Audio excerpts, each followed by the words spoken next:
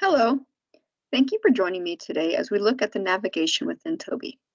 In this video, you will become familiar with the basic navigation features and views commonly utilized in the Tobi system. So let's get started.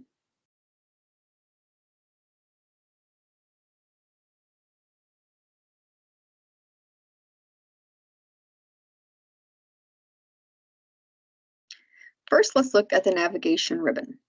We will start here at the top in the dark area. This is referred to as the navigation ribbon or the navigation area. Starting on the left, you will see Dynamics 365 and Tobi. Both are identifications of the system that you are using, and they provide no function to you. Moving toward the right, we find another group of icons. These are for the main Dynamics system as well. The magnifying glass is the search icon. It's not helpful for Tobi users. You will conduct your searches through the individual pages in Tobi. The next icon is for the task flow, which is also not used at this time. The plus sign is to create a new record. You will not use this icon. You will add your information and your records in the individual participant pages. The funnel shape is a filter or advanced find. This is an advanced Tobi skill used mostly by our state and management staff. The gear or settings icon, we covered it in detail in the Getting Started video.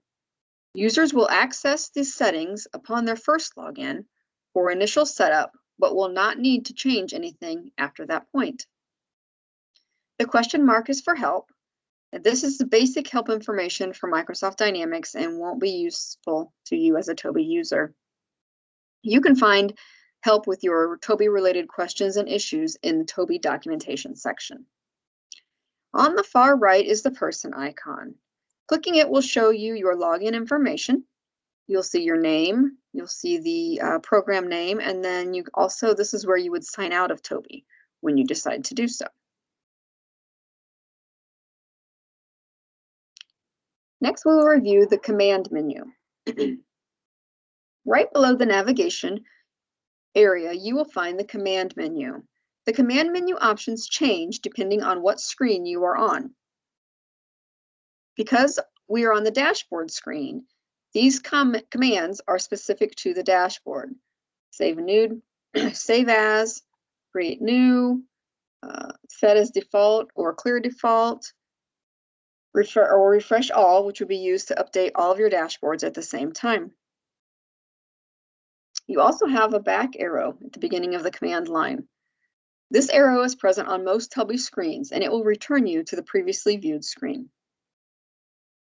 Along the left side of the screen, you will find the Tobi main menu. We call this our sidebar menu. So let's take a look at the sidebar.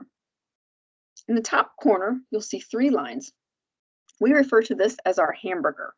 So clicking the hamburger will minimize the sidebar menu and open more screen space to work. You click it again for the full menu view. Below the hamburger, you find Home. Choosing Home will return you back to the dashboard screen or the home screen, regardless of where you are in Tobi. Below Home, you find Recent. If you click the arrow next to the word Recent, you will see the last 10 screens that you have visited. If you know that there's an item on your list that it will be frequently used or you want to find quickly, you can pin that item. But to pin an item, you hover over the name and then you click the little push pin on the left, and that will be added to your pinned list. You can minimize your recent listing by clicking the arrow. Below Recent, you find your pinned items that we just talked about. Drop down the arrow here and it will show you your pinned items. Those will remain on your pinned list until you remove them. So to remove them, you simply hover over and then unpin the list and it disappears from your listing. Continuing down the sidebar, we find the dashboard screen. When you choose dashboards, you are taken to your default Tobi dashboard screen, which is where we are now. So let's talk more about the dashboard. Your dashboard consists of various lists of information. Scrolling up and down the page, you will find items to be returned, that have been returned from DMHA, requiring your attention for follow-up. Because we are working in the training environment, there are not many examples listed here, but you will find returned IPs, care plans, crisis plans, incident reports that need followed up on, and they're all here on your dashboard. So scrolling back to the top, we find the main section, which is devoted to our active participants. By default, the participants will be listed in alphabetical order based on their last name. You can change the way the list is sorted by clicking the arrow next to the column which you'd like to sort by.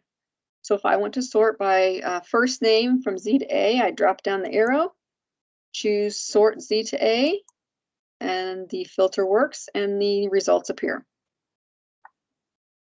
So you also will only see 9 participants on this page.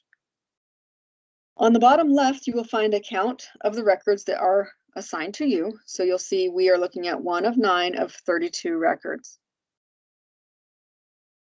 To see additional participant records, you'll need to scroll to the next page by moving to the right bottom of the screen there and choosing the arrow to the right.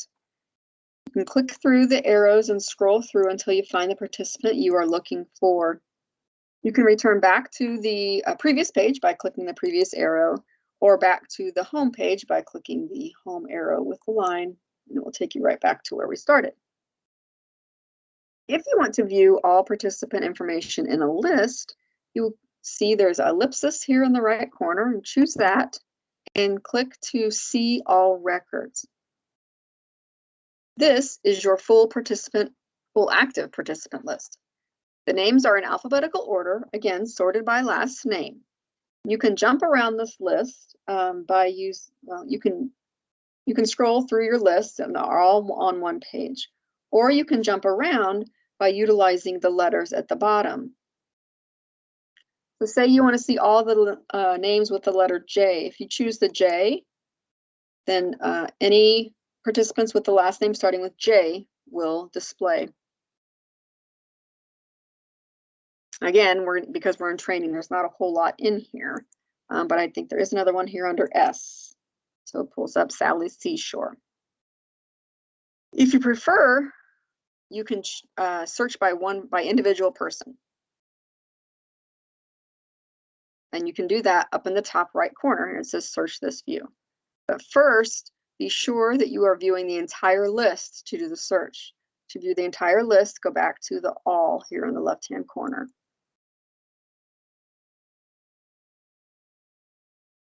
Then go back up to the box here on the top right, and let's click in Java.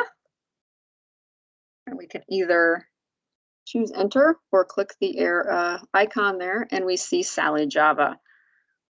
And return to the previous screen, we can click the X here in the corner, and it will display all of the participants once again. From this screen, we can go back to our dashboard here by clicking Dashboards. And then in the top of our dashboard active participant on the dashboard screen, you will also see that same search box, and we can type in, and it will work the same as it did when you listed all participants. Type in Java, click the icon, and there's Sally listed for us.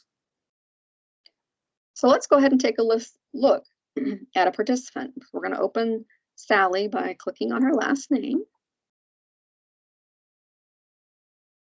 So when a participant record is open, you see the main participant data. Below the command line here at the very top, you will find the participant title information. So the title information will remain visible as long as you are working with this participant's record. In the title line, you will see the participant, last name on the far left. And then toward the right, we find the first name, the last name again, the participant ID, and the participant's RID number. Navigation of the participant page is completed by using the tabs below the title information. Clicking across from tab to tab and scrolling down when needed to get all the data and information. This information can be changed, updated, saved. As you click from tab to tab, the information saves for you.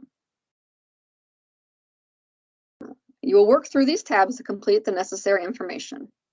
Take note when there are multiple documents, like here on the eligibility review, you'll see there are only 4 listed on the screen.